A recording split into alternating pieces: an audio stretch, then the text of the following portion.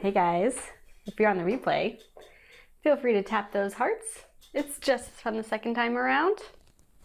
And I always come check in on you replay viewers. Some of you are quite consistent. It's very nice to see you on the replay. And if you're on the web, join the app. Come on in the room. Say hi to everybody. Speaking of, hey guys who are joining, thanks for those hearts. As you're joining, let me know your name. If you are new to this scope, let me know your name and what you're writing. I would love to be able to craft my content for you and to help you. Why, Jess, hello and welcome to this scope. Good to see you as always. All right, guys, so today we are talking about how you can move past this block for your book. Okay, so thought I'd be formal today. Some days are just more formal, aren't they? So if you are writing a book and you know that there's this book and you kind of have this sketched out vision for it and you know you want to write it, but you just can't quite get there. That's what we're talking about today. I have one quick tip that you can try, and I have a feeling it just might boost your writing. Welcome, welcome. Hi guys, let me know your name. Come on in. And what are you writing? If you like what we're talking about, tap the screen for those hearts. Lets me know you're there and alive and that you like what we're talking about. I'm doing fantastic. How are you? I'm sorry, that's a really long profile name. I'm gonna have to look at your profiles. I don't know how to pronounce that. Kana? Totally butchered that. So sorry. From Istanbul. Hello. And Chicago. Nice. Welcome, guys. So you know, tap hearts. If you have a writer friend who's been talking about writing a book and not actually writing the book, share it out. Swipe and share. And if you are not already following me, hit Perry Buddy down there. Change that plus to a check. It'll let you know when I'm live. P.S. Actually did 2 things to my website and wrote for 25 minutes. Productive. I like it. I like it. Thanks for sharing, Jess. I love to celebrate your victories. Every small victory is still a victory. So let's celebrate it. Love it.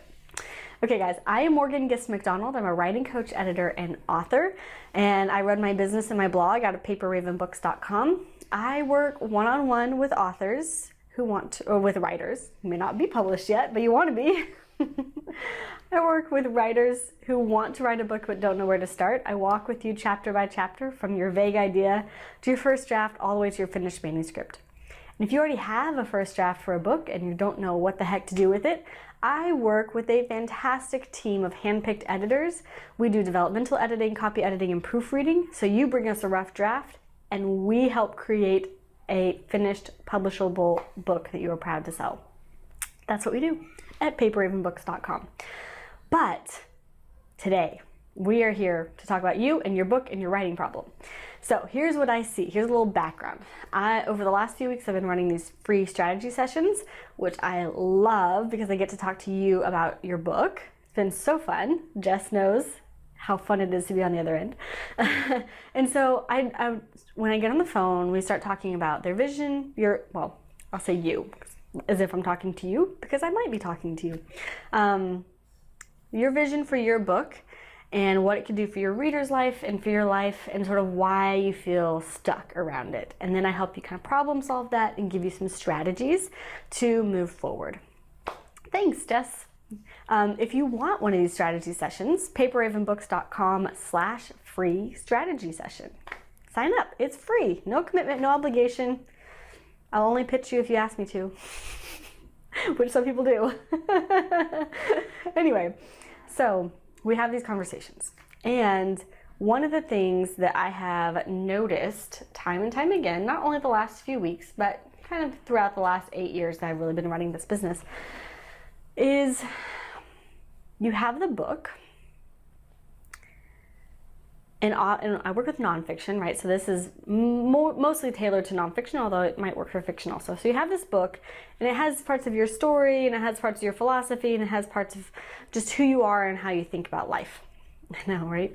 And it feels very you focused. It's like you read your book, and it's like it's all about me.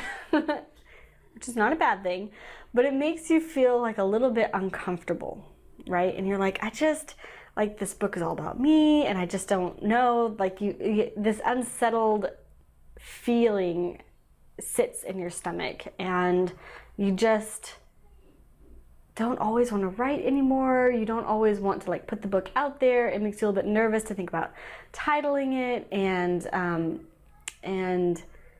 selling it and marketing it. Okay, so then these little resistances build up into a giant writer's block. Okay, so it's all these little bitty pieces of resistance. But there's one way that you can try to kind of smash through that. And that is it's Jean, welcome. Thank you. I do practice English a lot.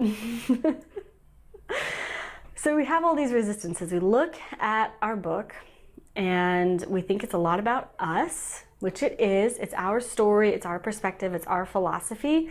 But a lot of us, we're writers, we're introverts. We don't feel super comfortable about it being me, me, me, spotlight, spotlight, spotlight, right? So the discomfort builds up, and suddenly we're like self-sabotaging. We're like, I don't want to write anymore. I don't want to market it. I don't want to title it. I don't want to figure out how to run, all of this like publishing stuff, right, Jean? Yeah, I know. And it's a tricky part about being an introverted, and I'd like to say, I'm not Russian. Thank you. No, I'm Texan through and through. We just don't feel like super comfortable putting ourselves like all the way out there like that. Okay. Writer's block is what happens. Major negative thoughts when dealing with a negative person. It's so true. Oh, Jess, that's tomorrow's scope. Tomorrow, we're going to talk about negative people, because I tell you what, I have been having negative people problems as well. I haven't really figured out how to handle it, but we're going to talk about it tomorrow. That is perfect. Okay.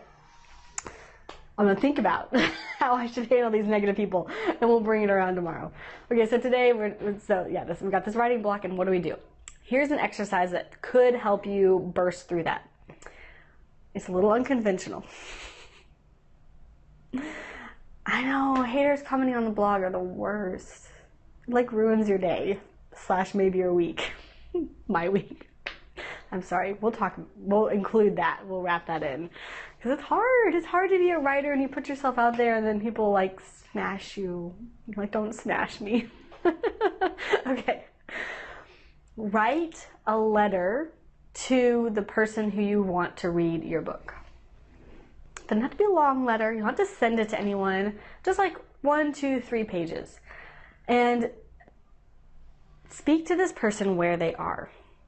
And just acknowledge. Say, I know that you are in this place. Maybe it's pain, maybe it's suffering, maybe it's tragedy, maybe it's...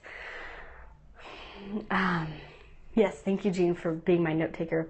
Maybe it's indecision. Maybe it's an unhealthy lifestyle. Who knows what their problem or situation or yes, exactly, Jess. Write a letter to the person you want to read your book. Acknowledge where they are in pain and suffering and just discomfort in their life, and then bring them this message of hope that you want to bring them. Talk to this person about the transformation that they could go through, the hope that there is, the way that they might walk through this. My husband's family is Scottish, hence the MacDonald, yes.